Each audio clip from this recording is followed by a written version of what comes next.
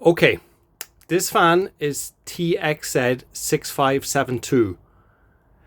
It was returned today, Saturday, and customers are complaining about fridge beeping, making noise with alarm. Okay, these Dometic fridges are in a lot of the vans, and I'm just going to show you the way I want you to use them.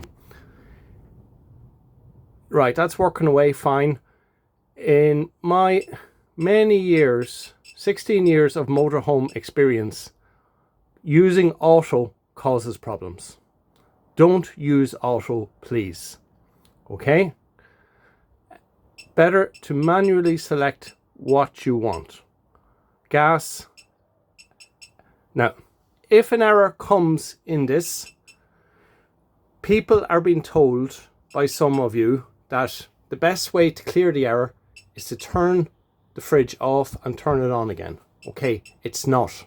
The best way to clear the error is go back to the correct power type, which is gas at the moment. But if the error still persists, let's see now.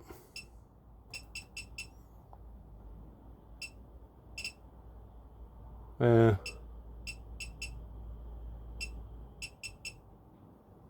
the error still persists, instead of turning it on and off, just press the off button for 3 seconds until you hear a beep, and then release.